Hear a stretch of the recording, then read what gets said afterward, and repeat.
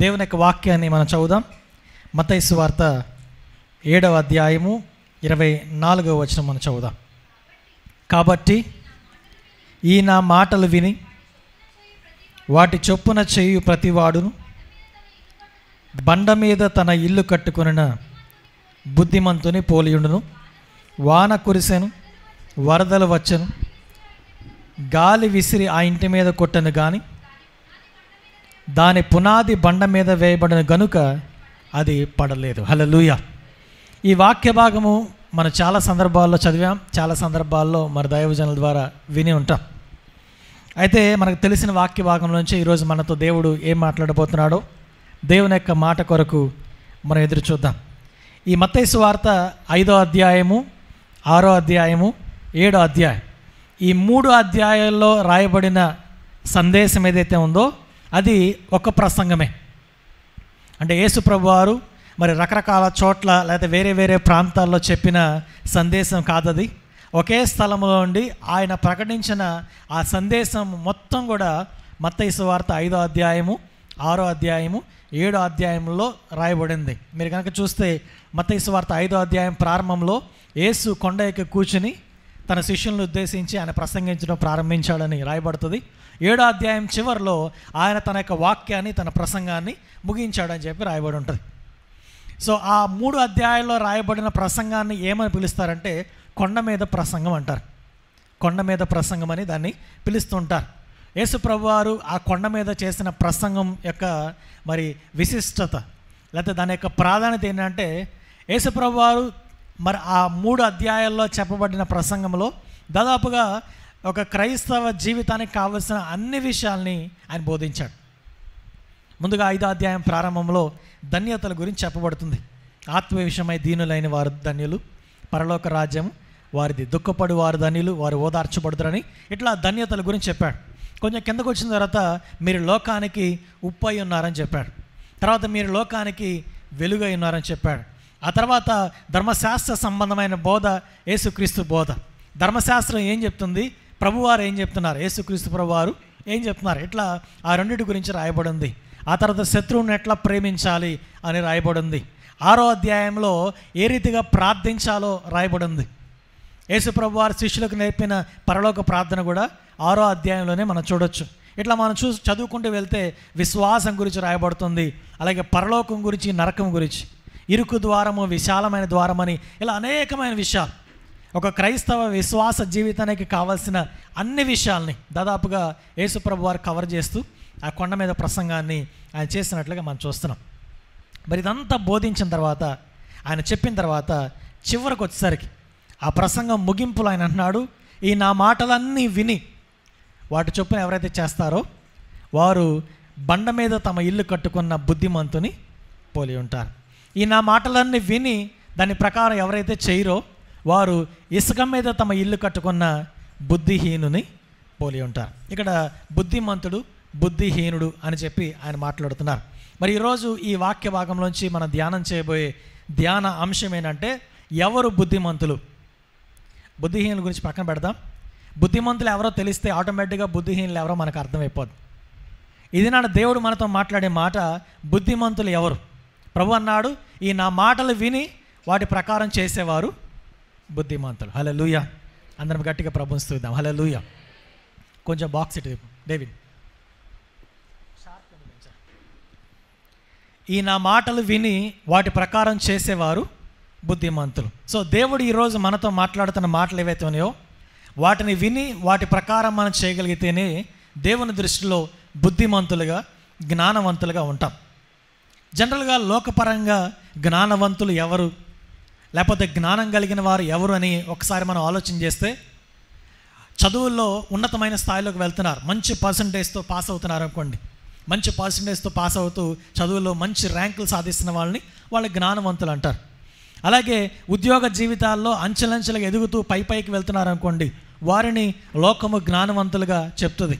ఏదైనా ఒక వ్యాపారం ప్రారంభించి ఆ వ్యాపారంలో విస్తారంగా అభివృద్ధి చెందుతూ దాన్ని డెవలప్ చేసుకుంటూ మంచి పొజిషన్లోకి వారి యొక్క బిజినెస్లో వారు వెళ్తుంటే వారిని చూసి కూడా ప్రజలు వీళ్ళు చాలా జ్ఞానవంతులు అని అంటారు. అలాగే ఏ మార్గంలో అయితే ఒక వ్యక్తి ప్రయాణం చేస్తాడో ఆ మార్గంలో తాను సక్సెస్ చూస్తే, తను విజయాన్ని చూడగలిగితే అతన్ని జ్ఞాని అని లోకం అంటది. అది రాజకీయాలైన కానివ్వండి, క్రీడలు కానివ్వండి, మరి ఏ వింగ్ అయినా కానీ తాను ఎంచుకున్న మార్గంలో ఒక వ్యక్తి విజయాన్ని సాధిస్తూ ముందుకెళ్తున్నాడంటే ఆ వ్యక్తిని సమాజం ఏమంటుందంటే జ్ఞానవంతుడు అంటది. ఆ వ్యక్తిని సమాజము బుద్ధిమంతుడు అని చెప్తూ ఉంటుంది. అయితే ఇది లోక సంబంధమైన జ్ఞానం, ఇది మంచిదే. ఎందుకంటే చదువులో జ్ఞానం ఉండి మంచి పొజిషన్కి వెళ్ళాలి, అలాగే ఉద్యోగాల్లో జ్ఞానం ఉండి ఉన్నతమైన స్థాయిలో ఎదుగుతూ ఉండాలి, వ్యాపారం చేసిన వారైతే దాంట్లో జ్ఞానం ఉండి అభివృద్ధి చెందుతూ ఉండాలి. అయితే మరి ఇక్కడ దేవుడు చెప్తున్న జ్ఞానం అదేనా అంటే కాదండి. ఇప్పుడు దాకా మనం మాట్లాడిన జ్ఞానము లోక సంబంధమైన జ్ఞానం. అయితే దేవునికి ఈ జ్ఞానం సరిపోద్దా? ఈ జ్ఞానం మనకుంటే దేవుడు సంతోషపడతాడా? ఈ రోజుల్లో చాలామందిని మనం చూస్తే బాగా చదువుకున్న వాళ్ళు, మంచి మంచి ఉద్యోగాలు చేస్తున్న వాళ్ళు దేవునికి దూరంగా ఉంటున్నారు, దేవునికి అవిధేయులుగా మారిపోతున్నారు. అట్లాంటి వారికి జ్ఞానము దేవుణ్ణి సంతోషపరుస్తుందా? లేకపోతే దేవుని దృష్టిలో వారు జ్ఞానవంతులు అంటే ఎట్టి పరిస్థితుల్లో కాదు. ఇక్కడ దేవుడు కోరుకునే జ్ఞానము, దేవుడు కోరుకునే బుద్ధి ఏంటో బైబిల్లోంచి ఈరోజు మీకు కొన్ని విషయాలు చూపించాలని ఆశపడుతున్నా. మరి దేవుడు ఎవరిని బుద్ధిమంతులుగా ఎంచుతున్నాడు? మనందరికీ తెలిసిన వాక్య భాగాలే చెప్తాను, ఎక్కువ రెఫరెన్స్ కూడా చదివించను కాబట్టి మీరు అర్థం చేసుకోవడానికి ప్రయత్నం చేయవచ్చు. ఈ రోజున దేవుని దృష్టిలో బుద్ధిమంతులు ఎవరు? ఈ నా మాటలు విని వాటి ప్రకారం చేస్తే మీరు బుద్ధిమంతులు అవుతారన్నాడు. సో ఈరోజు దేవుడు మనతో మాట్లాడుతున్న మాటలు విని మనం బుద్ధిమంతులమో కాదో, ఒకవేళ కాకపోతే దేవుని యొక్క మాట ప్రకారం చేసి మనం బుద్ధిమంతులుగా మారాల్సిన అవసరం ఎంతైనా ఉంది. ఒక తండ్రికి 2 కుమారులు ఉన్నారు. వారిలో చిన్నవాడంట నా ఆస్తి నాకు ఇచ్చేయమని అడిగాడు. అడిగి తండ్రి దగ్గర నుంచి తనకు రావాల్సిన ఆస్తి మొత్తాన్ని తీసేసుకున్నాడు. ఆస్తి మొత్తాన్ని తీసుకుని అతడు దూరదేశం వెళ్ళి దుర్వ్యాపారం చేత ఆస్తి మొత్తాన్ని పాడు చేశాడు. ఏమీ లేనివాడుగా మొత్తానికి ఎట్లా అయిపోయిందంటే విస్తారమైన ఆస్తితో వెళ్ళిన వాడు చేతిలో చిల్లిగవ్వ లేని పరిస్థితిలోకి వచ్చాడు. తింటానికి తిండి లేని పరిస్థితి, ఆకలితో అలమటిస్తున్నాడు. ఏదైనా ఉద్యోగం చేసుకుందామంటే ఆ దేశంలో కరువు వచ్చింది, ఉద్యోగాలు కూడా ఎవరెవట్లా. ఆఖరికి ఆయనకు ఒక ఉద్యోగం దొరికింది. ఆ ఉద్యోగం ఏంటంటే పందులు మేపే ఉద్యోగం అండి. జనరల్గా యూదులకు హేయమైన జంతువు ఏదంటే పంది. కానీ ఈయన ఆఖరికి ఏ పని చేయాల్సి వచ్చిందంటే పందులు మేపే ఉద్యోగాన్ని చేయాల్సి వచ్చింది. సరే, ఆ పని చేస్తూ పందులతో కలిసి తన యొక్క జీవితాన్ని కొనసాగిస్తున్నాడు. అక్కడ కూడా తన ఆకలి తీరలేదంట. ఆఖరికి పందులు తినే పొట్టుతో తన కడుపు నింపుకోవాలనుకున్నాడు. ఎంత దుర్భరమైన స్థితిలోకి వెళ్ళిపోయాడు చూడండి. విస్తారమైన ఆస్తి కలిగిన వాడు, మరి ఒక రాజకుమారులాగా తన తండ్రితో కలిసి జీవించిన వాడు తండ్రి దగ్గర నుంచి దూరం అయిపోయి ఆఖరికి ఏమైపోయాడంటే తినటానికి తిండి లేక పందుల పొట్టు తినే స్థాయికి వచ్చాడు. అయితే అక్కడ ఒక మాట ఉంటుంది, ఏముంటుందంటే అయితే అతనికి బుద్ధి వచ్చినప్పుడు. లూకాసు వార్త 15వ అధ్యాయం ఒకసారి చూద్దాం. లూకాసు వార్త 15వ అధ్యాయము 17వ వచనం. అయితే బుద్ధి వచ్చినప్పుడు వాడు, చాలండి అంటే ఇప్పుడు దాకా వాడికి ఏం లేదండి, ఏం లేదు, అందరు చెప్పాలి, ఏం లేదండి, బుద్ధి లేదు. అంటే అతడు బుద్ధి లేనివాడిగా, జ్ఞానం లేనివాడిగా అయిపోయాడు. అయితే అతనికి బుద్ధి వచ్చినప్పుడు ఏం చేశాడో మనం ధ్యానం చేద్దాం. తండ్రితో ఉన్నప్పుడు అతని పరిస్థితి బాగానే ఉంది, తండ్రితో ఉన్నప్పుడు అతని ఆరోగ్యం బాగానే ఉంది, తండ్రితో ఉన్నప్పుడు అతనికి కావాల్సిన సమృద్ధి ఉంది. ఎప్పుడైతే తండ్రికి దూరం అయ్యాడో, ఎప్పుడైతే తండ్రి ఇంటిని విడిచిపెట్టాడో అతడు ఏమైపోయాడంటే బుద్ధి లేని వాడైపోయాడు. అతను అనుకున్నాడు, మా తండ్రితో నేనుంటే డెవలప్ అవ్వలేను, మా తండ్రితో నేనుంటే నా ఇష్టం వచ్చినట్టు వ్యాపారం నేను చేయలేను, నా తండ్రితో నేనుంటే నేను అభివృద్ధి కాలేను అనుకున్నాడు. తండ్రికి దూరం అయితే నా ఇష్టం వచ్చినట్టుగా నేను వ్యాపారం చేసుకోవచ్చు, తండ్రికి నేను దూరంగా ఉంటే నేను ఎంతైనా సంపాదించుకోవచ్చు, నా ఆస్తిని బాగా పెంచేసుకోవచ్చు అనుకుని తండ్రి నుంచి దూరం అయ్యాడు. ఎప్పుడైతే తండ్రి ఇంటి నుంచి తాను దూరం అయ్యాడో అతని జీవితంలోకి భయంకరమైన పాపం వచ్చేసింది. తన ఆస్తి మొత్తాన్నంట దుర్వ్యాపారం చేత పాడు చేశాడు.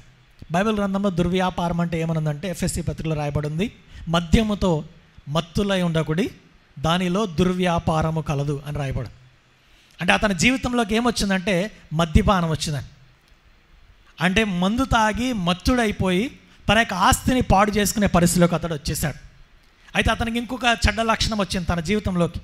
అదేంటంటే అన్న మాట్లాడతాడు, తమ్ముడు తిరిగి వచ్చిన తర్వాత తన అన్న తండ్రితో అంటాడు, ఈ నీ ఆస్తిని వేశ్యలతో తినివేసిన ఈ నీ కుమారుడు వచ్చాడంట. అంటే అతని జీవితంలోకి ఏమొచ్చిందంటే వ్యభిచారం వచ్చింది, వేశ్యలతో సాంగత్యం చేయడం ప్రారంభించాడు. తండ్రి ఇంట్లో ఉన్నప్పుడు మందు తాగేవాడు కాదు, ఆ చెడ్డ అలవాటు తనకి లేదు. తండ్రి ఇంట్లో ఉన్నప్పుడు వ్యభిచారిగా అతను మారలేదు. అయితే అతను అనుకున్నాడు, నేను జ్ఞానవంతుడిని, నేను బయటికి వెళ్ళి డెవలప్ అయిపోగలను, నేను బయటికి వెళ్ళి అభివృద్ధి చెందగలను, నా ఆస్తిని విస్తారంగా పెంచుకోగలను, నాకున్న జ్ఞానంతో బాగా ఎదిగిపోగలను అనుకుని అతడు బయటకు వచ్చి తండ్రికి దూరం అయ్యి తనకున్న జీవితం మొత్తం కూడా పాడు చేసుకున్నాడు. తండ్రితో కలిసి నడిచే వారంగా ఉండాలి. కొన్ని సందర్భాల్లో తండ్రితో ఉన్నప్పుడు కొన్ని రూల్స్ ఉంటాయి, కొన్ని రెస్ట్రిక్షన్స్ ఉంటాయి, ఇష్టానుసారంగా జీవించడానికి అవకాశం ఉండదు, లేకపోతే సొంత కార్యాలు ఆఖరికి పందుల పొట్టు తినే స్థాయిలోకి వెళ్ళిపోయి బుద్ధిహీనుడిగా మారిపోయాడు. ఈరోజు ఈ వాక్యాన్ని వెంటనే ఎవరైనా సరే, ఇక్కడున్న వారు కానీ, మరి బయట ఉండి మైక్ శబ్దం ద్వారా దేవుని యొక్క వాక్యం వింటున్న వారు కానీ, అలాగే మరి ఈ మెసేజ్ లైవ్లో వెళ్తుంది, లైవ్లో దేవుని యొక్క వాక్యం వింటున్న వారు కానీ, దేవునికి దూరం అయ్యి తండ్రికి దూరమై దేవుని యొక్క సన్నిధిని విడిచిపెట్టి ఒకవేళ లోకంలోకి పాపంలోకి వెళ్ళిపోయి బుద్ధిమంతులుగా ఉండవలసిన వారు బుద్ధిహీనులుగా మారిపోతున్నారేమో, ఉన్నదంతా పోగొట్టేసుకుని ఏమీ చేయలేని చేతగాని స్థితిలోకి వెళ్ళిపోతున్నారేమో. ఈరోజు తెలుసుకోవాల్సింది ఏంటంటే, ఈ నా మాటలు విని వాటి ప్రకారము చేయాలి. ఈ మాటలు మాట్లాడుతుంది నేను కాదు, దేవుడు మాట్లాడుతున్నాడు. ఈ నా మాటలు అంటే దేవుని యొక్క మాటలు విని దాని ప్రకారం ఎవరైతే చేస్తారో వారు మరలా బుద్ధిమంతులుగా మారుతారు. హల్లెలూయా. బుద్ధిహీనుడు, బుద్ధి లేనివాడు బుద్ధి తెచ్చుకున్నాడు. ఏం బుద్ధి అంటే ఆయనకు వచ్చింది. అయితే అతనికి బుద్ధి వచ్చినప్పుడు వాడు ఏం చేశాడు చదువుదాం. అయితే బుద్ధి వచ్చినప్పుడు వాడు, నా తండ్రి యొద్ద ఎంతోమంది కూలివాండ్రకు అన్నము సమృద్ధిగా ఉంది, నేనైతే ఇక్కడ ఆకలికి చచ్చిపోవచ్చున్నా, నేను లేచి నా తండ్రి యొద్దకు వెళ్ళి, తండ్రి, నేను పరలోకమునకు విరోధముగా నీ ఎదుటను పాపం చేస్తుంది, ఇక మీదట నీ కుమారుడనని అనిపించుకొనుటకు యోగ్యుడని కాను, నన్ను నీ కూలివానిలో ఒకనిగా పెట్టుకొనుమని అతనితో చెప్పుదును అనుకుని లేచి తండ్రి యొద్దకు వచ్చాను. హల్లెలూయా. ఈ బుద్ధి లేని లేకపోతే బుద్ధిహీనుడిగా మారిపోయిన ఈ చిన్న కుమారుడికి బుద్ధి వచ్చిందని చెప్పి దేవుని యొక్క వాక్యం సెలవిస్తుంది. ఏంటి ఆయనకు వచ్చిన బుద్ధి అంటే, తన పరిస్థితిని అంతటిని గ్రహించి తన యొక్క జీవితం అంతటిని ఒక్కసారి పరీక్ష చేసుకొని తాను ఏ స్థితిలోంచి పడిపోయాడో అర్థం చేసుకుని అతను చేసిన ప్రాముఖ్యమైన పని ఏంటంటే, తాను లేచి ఎక్కడి నుంచి అయితే వచ్చేసాడో మరలా తిరిగి తండ్రి దగ్గరికి వచ్చాడంట. హల్లెలూయా. ఇతనికి వచ్చిన బుద్ధి జ్ఞానం ఏంటంటే, తాను మరలా తిరిగి తన యొక్క తండ్రి ఇంటికి వచ్చాడు. ఒకవేళ అనుకోవచ్చు, చిన్న కుమారుడు ఇక్కడ నాకు మంచిగా ఆహారం దొరకట్లేదు కాబట్టి ఈ పందులు మేపే ఉద్యోగం మానేసి ఇంకేదైనా ఉద్యోగం చేసుకుందాం, లేకపోతే ఈ దేశాన్ని విడిచిపెట్టి ఇంకో దేశం వెళ్ళి అక్కడ పని చేసుకుందాం అనుకుని ఉంటే ఆ చిన్న కుమారుడు యొక్క జీవితకాలం అట్లా కూలివాడిగానే లేకపోతే పనివాడిగానే పని చేసుకుంటూ ఉండేవాడు. అతనికి బుద్ధి వచ్చేది కాదు. అయితే అతనికి వచ్చిన జ్ఞానం ఏంటంటే, నేను మరలా నా తండ్రి దగ్గరికి వెళ్ళిపోవాలి. ఒకవేళ కూలోడుగైనా సరే నా తండ్రి ఇంట్లోనే ఉండాలి, కానీ వేరే చోట నేను ఉండకూడదు. దేవుడు అతనికి అనుగ్రహించిన జ్ఞానం, లేకపోతే అతడు పొందిన జ్ఞానం ఏంటంటే తిరిగి తండ్రి దగ్గరికి వచ్చాడని. ఈ రోజున తండ్రికి దూరమైన వారు, దేవునికి దూరమైన వారు, దేవుని యొక్క సన్నిధికి దూరమైన వారు తెలుసుకోవాల్సిన, పొందుకోవాల్సిన, సంపాదించుకోవాల్సిన జ్ఞానం ఏంటంటే మరలా తిరిగి తండ్రి దగ్గరికి రావాలి. హల్లెలూయా. కొంతమంది దేవునికి దూరం అవుతారు, కొంతమంది దేవుని యొక్క మందిరానికి దూరం అయిపోతూ ఉంటారు, కొంతమంది దేవుడు అనుగ్రహించిన ఆత్మీయ తండ్రికి, సేవకులకి దూరం అయిపోయి వారి జీవితాన్ని ఇంకా వేరే మార్గంలో నడిపించుకోవాలని ప్రయత్నం చేస్తూ ఉంటారు. కొంతకాలం బాగానే ఉంటుంది. ఈ చిన్న కుమారుడు కొంతకాలం బాగానే ఉంటుంది, ఎందుకంటే చేతి నిండా డబ్బు ఉంది, విస్తారమైన ఆస్తితో బయటికి వెళ్ళాడు, ఉంగరాలు ఉండి ఉంటాయి, లేకపోతే బంగారం ఉండి ఉంటుంది, ఇక ఏదైనా సరే చేయగలిగిన స్థితి, తనకి ఏమీ అడ్డు లేదు. తనతో పాటు జనాంగం ఉండేవారేమో, స్నేహితులు ఉండేవారేమో, ఎంత డబ్బులు కావాలన్నా అంత డబ్బులు ఖర్చు పెడతా ఉండంటే 10 మంది వెనకాల నడుస్తారు. ఈరోజు రాజకీయ నాయకుల వెనకాల కూడా చాలామంది నడుస్తారు, ఎందుకంటే వాళ్ళు డబ్బులు ఖర్చు పెడతారు. వీళ్ళని తప్పులు చేస్తే వాళ్ళు కాపాడుతూ ఉంటారు కాబట్టి వాళ్ళ వెనకాల నడుస్తూ ఉంటారు. ఆ రీతిగా ఆ చిన్న కుమారుడితో చాలామంది ఉండేవారు. ఒకనొక టైం వచ్చింది, ఎవరు తనతో లేరని. ఎట్లాంటి స్థితిలోకి వెళ్ళిపోయాడంటే, కనీసం తినటానికి తిండి లేని స్థితిలోకి, ఆకలితో అలమటించి చచ్చిపోయే పరిస్థితిలోకి తాను వెళ్ళిపోయాడు. అంత ఘోరమైన స్థితిలోకి వెళ్ళినప్పుడు తనతో నిలబడిన వాళ్ళు ఎవరు లేరు. ఒకవేళ తాను అనేక మందిని పోషించి ఉండొచ్చు, ఆ రోజు వాళ్ళు ఎవరు కూడా నిలబడాల. అనేక మందిని ఆయన లేపు ఉండొచ్చు పైకి, ఆ రోజు ఎవరు వాళ్ళు తనతో. కారణం ఏంటంటే తాను తండ్రితో లేడు. తండ్రి ఇంటికి దూరం అయినప్పుడు ఈరోజు నీకు కలిగిన ఆస్తి కానీ, తండ్రి ఇంటికి నువ్వు దూరం అయ్యి ఈరోజు నువ్వు పొందుతున్న బెనిఫిట్స్ కానీ, లేకపోతే ఈరోజు నీకున్న ఆధిక్యతలు కానీ, ఈరోజు నీకున్న సంతోషం కానీ ఒకరోజు అవన్నీ కనుమరుగైపోతాయి. ఆ రోజు మళ్ళా నీకు దిక్కు ఎవరవుతారంటే తండ్రి. హల్లెలూయా. ఆ కుమారుడికి తండ్రే దిక్కయ్యాడు. అయితే బుద్ధి వచ్చినప్పుడు వాడు తిరిగి మరలా తన తండ్రి దగ్గరికి వచ్చాడు. తండ్రి దగ్గరికి రావాలనుకున్నాడు, పూర్తిగా కూడా వచ్చేలా రావాలనుకుని చెప్తున్నాడు, పరలోకమునకు నీకు విరోధంగా నేను పాపం చేశాను, నీ కుమారుని అనిపించుకోవడానికి నేను యోగ్యుని కాదని చెప్దామని అనుకుని ప్రిపేర్ అవుతూ ప్రాక్టీస్ చేస్తూ ఏం చెప్పాలనుకుని అలా నడుచుకుంటూ వస్తున్నాడంట. వాడు నడుచుకుంటూ తండ్రి దగ్గరికి వస్తున్నప్పుడు, తండ్రి ఇంటికి వస్తున్నప్పుడు, వాడు ఇంకా దూరంగా ఉన్నప్పుడే తండ్రి వానిని చూచి పరిగెత్తుకుని వెళ్ళి మెడ మీద పడి ముద్దు పెట్టుకుని తన కుమారుని హత్తుకుని తీసుకుని వచ్చాడు. హల్లెలూయా. తండ్రి ఎంత ప్రేమ కలిగినాడు చూడండి. వాస్తవంగా పందుల దగ్గర ఉండే వాళ్ళు కంపు కొడతా ఉండి ఉంటారు. ఆ చిన్న కుమారుడు మురికిగా ఉండి ఉంటాడు. వస్త్రం కూడా చాలా మురిగ్గా ఉంది.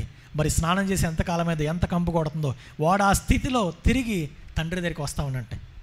బాగా బక్క చిక్కిపోయి ఉంటాడు, సరైన వస్త్రధారణ ఉండదు, సరిగ్గా తన తలను దూకున్నాడో లేదో తెలియదు. మొత్తానికైతే ఒక పిచ్చివాడికిలాగా తిరిగి వస్తామనంటే వాడు ఎట్లా ఉన్నప్పటికీ తండ్రి వాణ్ణి చూశాడు, తండ్రి వాణిని గుర్తుపట్టాడు.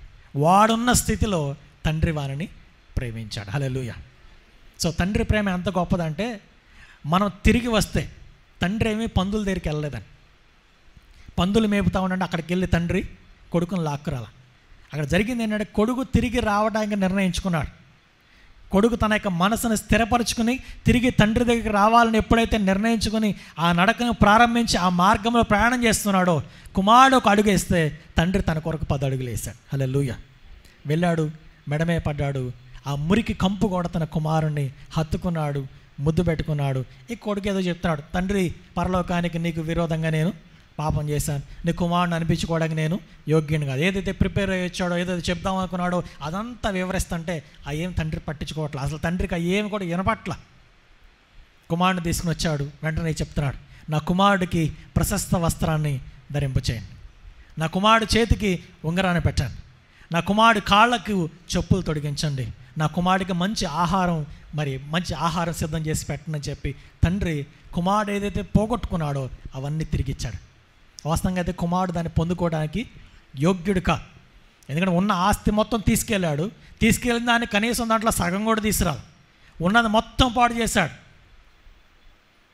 మొత్తం పాడు చేసి కంప్లీట్గా ఏమీ లేని వాళ్ళకి తిరిగి వస్తే తాను పోగొట్టుకున్నవన్నీ తండ్రి మరలా తిరిగి కుమారుడికి ఇవ్వడానికి ఇష్టపడుతున్నాడు. మొట్టమొదటిగా వస్త్రం, ప్రశస్త వస్త్రాన్ని ధరింపచేయమన్నాడు. చాలామంది మరి తండ్రికి దూరమై, దేవునికి దూరమై వారి యొక్క రక్షణ వస్త్రాన్ని కోల్పోతూ ఉంటారు. దేవుడు వారికి ఇచ్చిన రక్షణ వస్త్రం, నువ్వు మరలా తిరిగి తండ్రి దగ్గరికి వస్తే దేవుడు నీకు రక్షణ వస్త్రాన్ని అనుగ్రహింపజేస్తాడు. చాలామంది మరి దేవుని దగ్గర నుంచి దూరమై వారికి ఉన్న విలువను, గౌరవాన్ని, అధికారాన్ని కోల్పోతూ ఉంటారు. ఉంగరము అధికారానికి సాదృశ్యంగా ఉంది. తిరిగి దేవుని దగ్గరికి నువ్వు వస్తే నువ్వు పోగొట్టుకున్న విలువ దేవుడు నీకు ఇస్తాడు, నువ్వు పోగొట్టుకున్న గౌరవాన్ని దేవుడు నీకు ఇస్తాడు, నువ్వు పోగొట్టుకున్న అధికారాన్ని, ధన్యతను దేవుడు మరలా నీకు అనుగ్రహిస్తాడు. మూడవదిగా చెప్పులు అన్నాడు. ఈ చెప్పులు సమాధానానికి సాదృశ్యం ఉంది. ఎట్లా సమాధానానికి సాదృశ్యమో ఒక మాట చెప్తాను. జనరల్గా మీరు కిందకి వెళ్ళినప్పుడు 2 చెప్పుల్లో మీది ఒక చెప్పే ఉందనుకోండి, ఏం చేస్తారు? ఒక కాలుకి వేసుకుని వెళ్ళిపోరు ఇంటికి, ఆ చెప్పును కూడా అక్కడ వదిలేసి వెళ్ళిపోతారు. జనరల్గా చెప్పులు 2 ఉంటేనే వాడగలం. ఒక చెప్పు ఉందనుకోండి, సరేలే ఒక కాలుకి వేసుకుందాంలే, ఒక కాలుకి లేకపోతే ఈ కాలుకు ఉంది కదా అని వేసుకుని తిరుగుతారండి ఎవరైనా? తిరగండి. అంటే అవి 2 కలిసే ఉంటాయి, 2 జోడుగా జతగా ఉంటాయి. ఇవి సమాధానానికి సాదృశ్యం. ఎప్పుడైతే కుమారుడు తిరిగి వచ్చాడో కుమారుడికి దేవునితో సమాధానం వచ్చింది, కుమారుడికి తండ్రితో కూడా సమాధానం వచ్చింది. హల్లెలూయా. సో తిరిగి మనం దేవుడి దగ్గరికి వస్తే, దేవుని యొక్క సన్నిధికి వస్తే మనకి దేవునితో సమాధానం వస్తుంది, అలాగే దేవుని యొక్క సన్నిధితో మనకు సమాధానం వస్తుంది, అలాగే దేవుని యొక్క మరి సేవకునితో, తండ్రితో కూడా నీకు సమాధానం రావడానికి అవకాశం ఉంది. 4వది, భోజనం లేదు చాలా కాలం నుంచి, పందులు పొట్టు తిని బతుకుతున్నాడు. అందుకే మంచి విందుని ఏర్పాటు చేసి కుమారుడికి మరి భుజింప చేయమని తండ్రి అనుగ్రహించి, అది సమృద్ధికి సాదృశ్యంగా ఉంది. పోగొట్టుకున్న రక్షణ అనుగ్రహించబడింది, పోగొట్టుకున్న అధికారం అనుగ్రహించబడింది, పోగొట్టుకున్న సమాధానం అనుగ్రహించబడింది, అలాగే పోగొట్టుకున్న సమృద్ధి కూడా తన కుమారుడికి దొరికిందండి. ఈ రోజున ఎవరైతే దేవునికి దూరంగా ఉన్నారో, దేవుని యొక్క సన్నిధికి దూరంగా ఉన్నారు, దేవుని యొక్క మార్గానికి దూరంగా ఉండి పాపంలో, లోకంలో వారి యొక్క జీవితాన్ని కొనసాగిస్తూ దేవుడిచ్చిన విలువను, గౌరవాన్ని, ఆధిక్యతను, ధన్యతను కోల్పోయిన వారు ఎవరైతే ఉన్నారో దేవుడు వారిని ప్రేమతో పిలుస్తున్నాడు. వారి కొరకు ఆయన చేతులు చాపి ఎదురు చూస్తున్నాడంట. ఎవరైతే తిరిగి వస్తారో వారు దేవుని దృష్టిలో బుద్ధి కలిగిన వారు. రక్షణ పొందని వారు ప్రభు దగ్గరికి వచ్చి ఆ గొప్ప ఆధిక్యతను పొందుకోవాలి. రక్షణ పొంది దేవునికి దూరం అయిపోయిన వారు, దేవుని యొక్క మార్గానికి దూరం అయిపోయిన వారు, దేవుని యొక్క సన్నిధికి దూరం అయిపోయి మరి ప్రార్థనకు దూరం అయ్యి దేవుని యొక్క మరి కార్యక్రమాలకు దూరం అయిపోయిన వారు ఎవరైతే ఉన్నారో వారు తిరిగి మరలా దేవుడి దగ్గరికి వస్తే వారు పోగొట్టుకున్నవన్నీ దేవుడు అనుగ్రహించడానికి ఆయన సిద్ధంగా ఉన్నాడు. అయితే బుద్ధి వచ్చినప్పుడు చిన్న కుమారుడు తిరిగి వచ్చాడు. ఈ రోజున ఆ తిరిగి వచ్చే జ్ఞానము, బుద్ధి మనం సంపాదించుకోగలుగుతున్నామో లేదో మనం పరీక్ష చేసుకుందాం. రెండవ విషయాన్ని జ్ఞాపకం చేసుకుందాం. దానియేలు గ్రంథము 12వ అధ్యాయము 3వ వచనం చదువుదాం. దానియేలు గ్రంథము 12వ అధ్యాయం 3వ వచనం. బుద్ధిమంతులైతే ఆకాశ మండలంలోని జ్యోతులను పోలిన వారై ప్రకాశించదు. చాలండి. ఇక్కడ దేవుని దృష్టిలో బుద్ధిమంతులుగా దేవుడు మరొక మాట చెప్తున్నాడు. అదేంటంటే బుద్ధిమంతులైతే ఆకాశ మండలంలోని జ్యోతులను పోలిన వారై ప్రకాశిస్తారంట. దేవుని దృష్టిలో రెండవదిగా బుద్ధిమంతులు ఎవరంటే ఆ కింద మాట కూడా ఒకసారి చదువుదాం. నీతి మార్గమును అనుసరించి నడుచుకున్నట్టు ఎవరు అనేకులను త్రిప్పుదురో వారు నక్షత్రము వలె నిరంతరము ప్రకాశించెదరు. గట్టిగా ప్రభువుని స్తుతిద్దాం. హల్లెలూయా. సో దేవుని దృష్టిలో రెండవదిగా బుద్ధిమంతులు ఎవరంటే అనేక మందిని దేవుని యొక్క మార్గంలోకి నడిపించేవారు. నీతి మార్గమును అనుసరించి నడుచుకున్నట్లు ఎవరు అనేకులను త్రిప్పుదరో వారు నక్షత్రముల వలె నిరంతరము ప్రకాశించెదరు. ఈ రోజున దేవుని దృష్టిలో బుద్ధిమంతులుగా మనం ఉండి ప్రకాశించే నక్షత్రాల వలె మనం ఉన్నామా అంటే దాని అర్థం ఏంటంటే అనేక మందిని దేవుని యొక్క సన్నిధిలోకి మనం నడిపించగలుగుతున్నామా. చాలామంది అనుకుంటూ ఉంటారు, మేము రావటమే కష్టం అండి, మేము నిలబడటమే కష్టం, మేము ప్రకాశించడమే కష్టంగా ఉంది, ఇంకొకరిని ఎక్కడ మేము నడిపిస్తామని. కానీ దేవుని యొక్క ఉద్దేశం అది కాదు.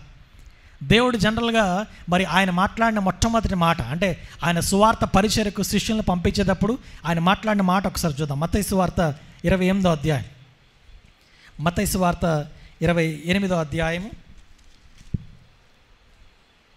18వ వచనం చదువుదాం. అయితే యేసు వారి యొద్దకు వచ్చి పరలోకమందును భూమి మీదను నాకు సర్వాధికారం ఇయ్యబడి ఉన్నది, కాబట్టి మీరు వెళ్ళి సమస్త జనులను శిష్యులనుగా చేయుడి, తండ్రి యొక్కయు కుమారుని యొక్కయు పరిశుద్ధాత్మ యొక్క నామములోనికి. చాలండి. ఇక్కడ యేసుక్రీస్తు తన యొక్క 12 మంది శిష్యులకు, అప్పుడు 11 మందే ఉన్నారు, ఆ శిష్యులకు ఆయన ఇచ్చిన ఆజ్ఞ ఏంటంటే మీరు సర్వలోకమునకు వెళ్ళి సమస్త జనులను క్రైస్తవులుగా చేయండి. అలా ఏమన్నాడు? శిష్యులనుగా చేయండి అన్నాడు. శిష్యుల యొక్క పని ఏంటంటే వారు ఇంకొకరిని శిష్యులుగా చేయాలి. సో దేవుడు మనల్ని రక్షించుకున్నది, మారు మనసు బాప్తిసం మనకు అనుగ్రహించింది, తన యొక్క మార్గంలోకి మనల్ని నడిపించిన ప్రాముఖ్యమైన కారణం ఏంటంటే మనం అనేక మందిని దేవుని యొక్క మార్గంలోకి నడిపించాలి. హల్లెలూయా. సో దేవుడు మనల్ని రక్షించాడు, ఆయన మార్గంలో మనం కొనసాగుతున్నాం. మరి ఇప్పటికి ఎంతమందిని దేవుని యొక్క మార్గంలోకి మనం నడిపించగలిగాం? దేవుని దృష్టిలో బుద్ధిమంతులు ఎవరంటే అనేక మందిని దేవుని యొక్క మార్గంలోకి నడిపించేవారు. నీకంటూ ఎవరైనా ఒకళ్ళిద్దరైనా ఉన్నారా? నేను చెప్పడాన్ని బట్టి పలానా వాళ్ళు ప్రార్థనకు వచ్చారండి, నేను నడిపించిన బట్టి వారు బాప్తీసం పొందారండి, నేను నడిపించిన బట్టి వారు దేవుని యొక్క సన్నిధిలోకి వచ్చి వారు రక్షింపబడి దేవునిలో ఉన్నారు అని మనకంటూ కొన్ని ఆత్మలు ఉండాలి. ఇది కేవలం సేవకుల యొక్క పని మాత్రమే కాదని, ఇది శిష్యులందరి పని. ఎవరైతే మారు మనసు పొంది బాప్తీసం తీసుకొని దేవుని యొక్క మార్గంలోకి వస్తారో వారందరి పని ఏంటంటే వారు అనేక మందిని శిష్యులుగా చేయాలి. కొంతమంది చెప్తూ ఉంటారు, మేము బాప్తీసం పొంది 10 సంవత్సరాలు అయిందని, మేము బాప్తీసం తీసుకుని 20 సంవత్సరాలు. సో ఆల్మోస్ట్ 20 సంవత్సరాలు 25 సంవత్సరాలు అయింది. సో 25 సంవత్సరాల్లో సంవత్సరానికి ఒకళ్ళని వేసుకుందాం అనుకోండి. ఈ 25 సంవత్సరాల మన రక్షణ జీవితంలో 25 మందిని నడిపించగలిగామా? లేదు. కనీసం 25 సంవత్సరాల రక్షణ జీవితంలో ఒక 10 మందిని దేవుని మార్గం నడిపించగలిగారా అంటే అది కూడా ఉండకపోవచ్చు కొంతమందికి. లేదు, ఆ 10 సంవత్సరాల రక్షణ జీవితంలో కనీసం ఒక 5గురిని, కనీసం ఒక 3గురిని, కనీసం ఒక్కళ్ళనైనా దేవుని మార్గం నడిపించామంటే కొంతమందికి 0. ఒకసారి వాళ్ళు చెక్ చేసుకుంటే వాళ్ళు నడిపించిన వాళ్ళు, దేవుని యొక్క మార్గంలోకి వాళ్ళు నడిపించిన వాళ్ళు ఒక్కళ్ళు కూడా ఉండరండి. సో దేవుని యొక్క ఉద్దేశం అది కాదు. దేవుడు ఎందుకు మనల్ని రక్షించాడంటే మనం అనేక మందిని ఆయన మార్గంలోకి నడిపించాలి, మనం నిలబడాలి, అనేక మందిని నిలబెట్టాలి. హల్లెలూయా. సో ఈరోజు దేవుడు మన దగ్గర నుంచి కోరుకునే బుద్ధి, మనం బుద్ధిమంతులుగా ఉండాలంటే దేవుడు మన దగ్గర నుంచి కోరుకునేది ఏంటంటే అనేక మందిని మనం దేవుని యొక్క మార్గంలోకి నడిపించాలి. కొన్ని సందర్భాల్లో మన ఆసక్తిని బట్టి, కొన్ని సందర్భాల్లో మన యొక్క మరి ఇష్టాన్ని బట్టి, మనం పడే ప్రయాసను బట్టి దేవుడు కొంతమందిని మారుస్తాడు. ఒక చిన్న ఉదాహరణ చెప్తాను. ఒకసారి యేసుప్రభు వారు ఒక ఇంట్లో ఉండి ఆయన మరి కొంతమందిని స్వస్థపరుస్తూ ఆయన వాక్యం ప్రకటిస్తున్నాడు. ఈలోపు ఆ ఊరిలో ఒక వ్యక్తి ఉన్నాడండి. ఆయన యొక్క బలహీనత ఏంటంటే పక్షవాతం చేత బాధపడుతున్న వ్యక్తి. పక్షవాతం అంటే జనరల్గా కొంతమంది కంప్లీట్గా పక్షవాతంలో ఉంటారు, అంటే నడిచే పరిస్థితి ఉండదు, నిలబడే పరిస్థితి కూడా ఉండదు. ఆ వ్యక్తి యొక్క పరిస్థితి అట్లాగే ఉంది. సో ఈ పక్షవాతంతో బాధపడుతున్న ఈ రోగిని యేసుప్రభు వారి దగ్గరికి తీసుకెళ్లాలని కొందరు అనుకున్నారు. మేబీ వాళ్ళు తమ స్నేహితులు లేకపోతే తన ఇంటి వారు ఎవరో అయి ఉంటారు. అయితే ఆ వ్యక్తిని యేసుప్రభు వారి దగ్గరికి తీసుకెళ్ళాలి. ఎట్లా తీసుకెళ్ళాలి? అతను లేపి నడిపిస్తే నడుచుకొచ్చే అవకాశం కూడా లేదు. అందుకే వాళ్ళు ఏం చేశారంటే అతన్ని మంచంతోనే మోసుకొచ్చారు. పరుపుతోనే అతన్ని మోసుకొని యేసుప్రభు వారు ఉన్న ఇంటి దగ్గరికి తీసుకొచ్చారు. ఇప్పుడు లోపలికి తీసుకెళ్దామంటే అవకాశం లేదు, ఎందుకంటే బహుజన సమూహములతో ఆ ఇల్లంతా కూడా నిండిపోయింది. ఎట్లా అయినా సరే ఈయన యేసుప్రభువు ముందుకు తీసుకెళ్ళాలి అనుకున్నారు. ఆ నలుగురు వ్యక్తులై ఉంటారు. ఆ నలుగురు ఈ పరుపును తీసుకుని పరుపు మీద ఉన్న వ్యక్తిని అట్లాగే ఉంచి ఇంటి పైకి ఎక్కారు. ఇంటి పైకి వారు ఎక్కారు. ఇంటి పైకి ఎక్కిన వారు ఏం చేస్తున్నారంటే ఆ పైన కప్పు పీకి సందు చేస్తున్నారు. ఎంత సందు చేశారు? సందు అంటే ఊరికి లైట్ పడేంత సందు కాదండి, కొంచెం కనపడేంత సందు. ఎంత సందు చేశారంట? ఆ పరుపు మంచాన్ని దించేంత సందు చేశారు. మంచం అంటే సుమారుగా ఒక 6 అడుగులు, 4 అడుగులు, 3 అడుగులు ఉంటుంది. అంటే కంప్లీట్గా పైకప్పు మొత్తం పీకేశారా? ఎందుకోసం పీకారు? తమ స్నేహితుడిని ప్రభువు ముందు దించాలి. మొత్తానికి ఏం చేశారు? ఆ పైకప్పు మొత్తం పీకేసి పరుపుతోనే యేసు ప్రభు ముందు ఆ వ్యక్తిని దించారు.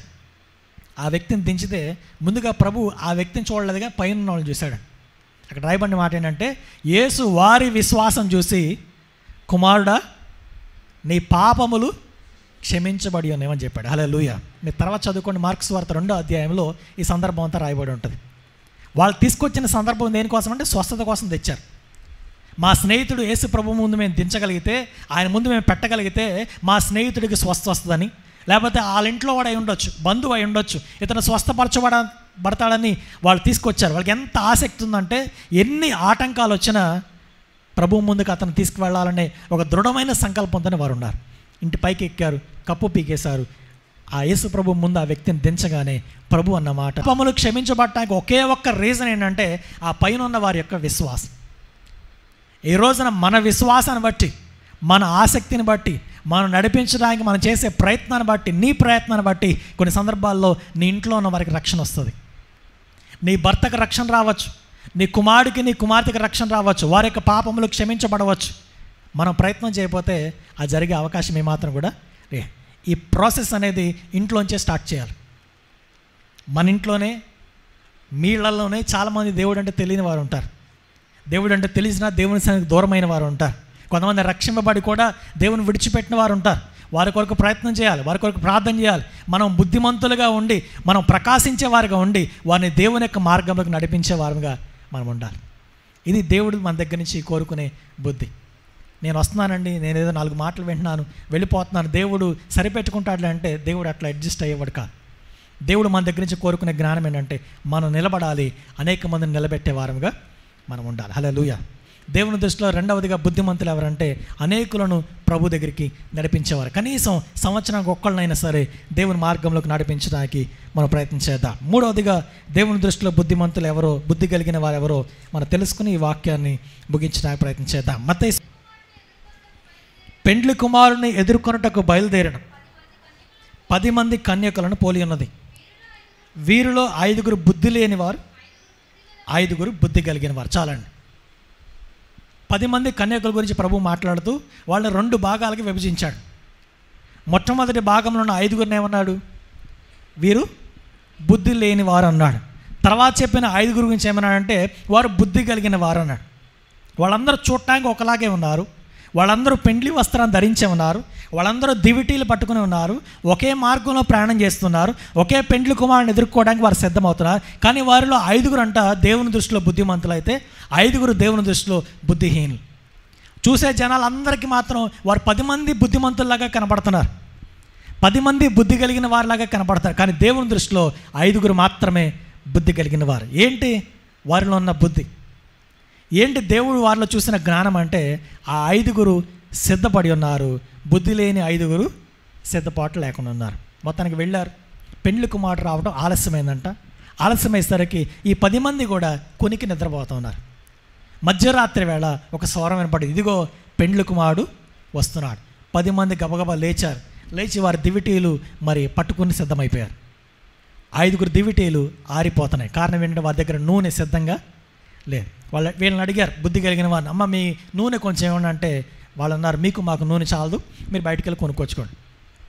కొనుక్కొచ్చుకోవడానికి బయటికి వెళ్ళారంట 5 బుద్ధి లేని వారు. వారు వెళ్ళి వచ్చేసరికి పెండ్లి కుమారుడు వచ్చాడు. సిద్ధపడి ఉన్న ఆ 5 కన్యకలను తీసుకుని ఆయన లోపలికి వెళ్ళిపోయాడు. తర్వాత తలుపు వేయబడింది. తర్వాత ఈ బుద్ధి లేని 5 వెళ్ళి నూనె కొనుక్కొని తిరిగి వచ్చి తలుపు కొడతా ఉన్నారు. అయ్యా మేము వచ్చాం, తలుపు తీయమంటే ఆయన అన్నాడు, మీరెవరో నాకు తెలియదు. కారణం ఏంటంటే వారికి సిద్ధపాటు అనేది, పెండ్లి వస్త్రం ఉంది, దివిటి ఉంది, పెండ్లి కుమారుడు ఎదుర్కోవడానికి బయలుదేరిన వారే. కాకపోతే దేవుని దృష్టిలో వారు బుద్ధిహీనులు అయిపోయారు. మీరెవరో నాకు తెలియదు అన్నాడు. కారణం ఏంటంటే వారిలో సిద్ధపాటు లేదు. సో దేవుని దృష్టిలో 3వదిగా బుద్ధిమంతులు ఎవరంటే సిద్ధపాటు కలిగి ఉన్నారు. దేనికి సిద్ధపాటు అంటే పరలోక రాజ్యానికి సిద్ధపాటు అండి. హల్లెలూయా. యేసు ప్రభు ఎప్పుడు వస్తాడో మనకి తెలియదు.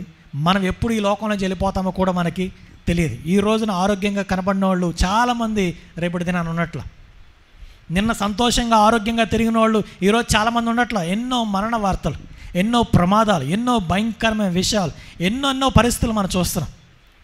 ఈ లోకంలో మన యొక్క జీవితం ఒక్క రోజు కూడా మనకు గ్యారంటీ లేదు. అయితే ఆయన రావచ్చు, లేకపోతే మనమైనా వెళ్ళిపోవచ్చు. అయితే మనం తెలుసుకోవాల్సింది ఏంటంటే, మనం వెళ్ళిపోయినా ఆయన వచ్చినా మనకి సిద్ధపాటు ఉంటే, పరలోక రాజ్యం కొరకు మనం సిద్ధపడి ఉంటే దేవుని దృష్టిలో బుద్ధిమంతులుగా మనం ఉంటాము. చక్కగా ప్రభుతో కలిసి ఆయన సన్నిధిలో యుగయుగాలు తరతరాలు ఉండడానికి అవకాశం. ఈ రోజున ఆ సిద్ధపాటు మనకుందా? సిద్ధపాటు కలిగిన బుద్ధిమంతులుగా మనం ఉన్నామా? ఖచ్చితంగా మనం పరీక్ష చేసుకోవాల్సిన అవసరం ఎంతైనా ఉంది. ఒకసారి వేదనాయకం గారు ఒక పాస్టర్ గారు వచ్చారు మదనపల్లి నుంచి. ఆ పాస్టర్ గారు ఒక మాట అన్నారు. ఇప్పటికీ చాలా సందర్భాల్లో మరి దైవజనులు కూడా మాట చెప్తూ ఉంటారు, మనము దిద్దుబాటు కాలంలో లేము, సిద్ధపాటు కాలంలో ఉన్నామని. అంటే తప్పు చేయటం, మళ్ళీ దిద్దుకోవడం, బయటికి వెళ్ళిపోవడం, మళ్ళీ రావటం, ఇది ప్రాసెస్, ఇది కాదు. ఈ కాలంలో మనం లేం, మనం సిద్ధపాటు కాలంలో ఉన్నాం. ఎనీ టైం ప్రభువు రావచ్చు, లేకపోతే మనమైనా వెళ్ళిపోవచ్చు. ఒకవేళ ఈరోజు కనుక ఈ సమయంలో యేసు ప్రభు వారు 2వ రాకళ్ళు వస్తే ఎత్తబడే గుంపులో మనం ఉంటామా లేదా? ఎవరిని వారు పరీక్ష చేసుకుంటే తెలుస్తుందండి. మన పక్కన వాళ్ళకి చెప్పాలంటే ఏదో ఒకటి చెప్పేస్తాం, లేదండి నేను పరిశుద్ధంగానే ఉన్నా, నేను ఎత్తబడే గుంపులోనే ఉంటాను, ప్రభు వస్తే నేను పరలోక రాజ్యం వెళ్ళిపోతానని చెప్పొచ్చు. కానీ మన మనసాక్షి తెలుసు, యేసు ప్రభు వారు ఇప్పుడు వస్తే నేను పరలోక రాజ్యానికి వెళ్తానా లేదా, ఎత్తబడే గుంపులో నేను ఉంటానా విడిచిపెడతానని ఎవరికి వారికి వారి మనసాక్షికి తెలుసు. కాబట్టి ఒకవేళ నీకు యేసు ప్రభు వారు వస్తే నేను పరలోక రాజ్యానికి వెళ్తాననే నమ్మకం నీకుంటే నువ్వు దేవుని దృష్టిలో బుద్ధిమంతుడివి, బుద్ధిమంతురాలు. లేదండి నేను ఆ పరిస్థితిని బట్టి ఒకవేళ ఇప్పుడు ప్రభు వస్తే నేను వెళ్ళే పరిస్థితి ఉండదు, ఇప్పటికిప్పుడు యేసు ప్రభు కనుక 2వ రాకళ్ళు వస్తే నేను ఎత్తబడే గుంపులో ఉండను అని నీ మనసాక్షి నీకు చెప్తే ఖచ్చితంగా బుద్ధిమంతులుగా మనం మారాలి. బుద్ధి లేని కన్యకల వలె ఉన్న వారు మరలా బుద్ధిమంతులుగా మారి దేవుని దృష్టిలో అంగీకారంగా ఉంటే పరలోక రాజ్యంలో మనకి స్థానం ఉంటుంది. ఒకవేళ ఆయన వచ్చినా లేక మనం వెళ్ళిపోయినా సరే మనం పరలోక రాజ్యంలో ఖచ్చితంగా స్థానం సంపాదించుకోవాలి. ఎందుకంటే ఇంత బ్రతికి ఇంతగా దేవుని యొక్క సన్నిధిలో కొనసాగి ఇన్ని వందల వాక్యాలు విని ఇంతగా దేవుని యొక్క మార్గం ఎరిగి కూడా మనం పరలోక రాజ్యానికి వెళ్ళకపోతే మనకంటే దురదృష్టవంతులు ఇంకెవరు కూడా ఉండరు. కాబట్టి దేవుడు మన దగ్గర నుంచి కోరుకునే 3వది బుద్ధిమంతులుగా ఉండడం అంటే అర్థం ఏంటంటే మనం సిద్ధపాటు కలిగి దేవుని యొక్క రాజ్యంలో ప్రవేశించే వారంగా మనం ఉండాలి. ఒకటి, తండ్రికి దూరమైన వారు తిరిగి రావటమే అది బుద్ధి. దేవుని యొక్క సన్నిధికి దూరం అయిపోయిన వారు, దేవుని యొక్క మార్గానికి దూరం అయిపోయిన చిన్న కుమారుడు లాంటి వారు తిరిగి తండ్రి దగ్గరికి వస్తే, తిరిగి దేవుడి దగ్గరికి వస్తే దేవుడు వారిని బుద్ధిమంతులుగా చూస్తున్నాడు. అయితే బుద్ధి వచ్చినప్పుడు వాడు తిరిగి తండ్రి దగ్గరికి వచ్చాడు. 2వదిగా దేవుని దృష్టిలో బుద్ధిమంతులు ఎవరంటే అనేక మందిని దేవుని యొక్క మార్గంలోకి నడిపించేవారు. ఒకవేళ నీ కుటుంబంలో నీకు సంబంధించిన వారు ఇంకా చాలామంది దేవుడికి దూరంగా ఉన్నారేమో, వారిని నడిపించడానికి ఈ రోజు నుంచే నువ్వు ప్రయత్నం చేయాలి, ఈ రోజు నుంచి నువ్వు ప్రార్థన చేయాలి, ఈ రోజు నుంచి నువ్వు కష్టపడాలి. ఆ నలుగురు వ్యక్తులు ఎట్లా అయితే ఆ తమ యొక్క స్నేహితుడిని ఆ ఇంటి పైకెక్కి తీసుకెళ్ళడం అంటే చాలా కష్టం అండి. చాలా ప్రయాసపడ్డారు, చాలా శ్రమపడ్డారు. వాడు అంత శ్రమపడి పైకెక్కి ఆ ఇంటి పైకప్పు పీకేసి, అది ఎవరిదో ఇల్లు, వేరే వాళ్ళ ఇల్లు పైకప్పు పీకేయడం అంటే అంత సామాన్యమైన విషయం కాదు. ఏమైనా తర్వాత చూసుకుందాం అనుకున్నారు వాళ్ళు, గొడవాడినా తర్వాత చూసుకుందాం అనుకుని ఉంటారు, లేకపోతే వాళ్ళకి ఏదైనా నష్టం జరిగినా తర్వాత చూసుకుందాం, ఏం జరిగినా పర్లేదు ఈరోజు మాత్రం మా స్నేహితుడిని ప్రభు ముందు దించాలి ఎంత కమిట్మెంట్ ఉందో చూడండి. ఆ కమిట్మెంట్ని బట్టే వారి విశ్వాసాన్ని చూసి ప్రభు ఈ వ్యక్తి యొక్క పాపాలు క్షమించాడు, తర్వాత అతన్ని స్వస్థపరిచాడు కూడా. సో అటువంటి కమిట్మెంట్ నీ కుటుంబం పట్ల నీకుంటే, అటువంటి కమిట్మెంట్ నీ బంధువుల యొక్క రక్షణ పట్ల నీకుంటే, అటువంటి కమిట్మెంట్ నీ ఇరుగు పొరుగు వారి పట్ల నీకుంటే, దేవుడు నీ విశ్వాసాన్ని బట్టి వాళ్ళని ఖచ్చితంగా రక్షిస్తాడు. మూడవదిగా, ప్రభు వస్తే ఎత్తబడే గుంపులో ఉండేవారే దేవుని దృష్టిలో బుద్ధిమంతులు. మనం బుద్ధిమంతులుగా ఉన్నామా, ఒకవేళ దేవుని దృష్టిలో బుద్ధిహీనులుగా ఉన్నామా పరీక్ష చేసుకుందాం. ఈ నా మాటలు విని వాటి ప్రకారం చేస్తే దేవుని దృష్టిలో బుద్ధిమంతులుగా ఉంటారు అని దేవుడు మాట్లాడుతున్నాడు. ఆయన మాటలు మనం విన్నాం, దాని ప్రకారం చేయడానికి ప్రయత్నం చేద్దాం. ప్రార్థన చేద్దాం. అందరూ తల్ల వంచండి, ప్రార్థన చేద్దాం.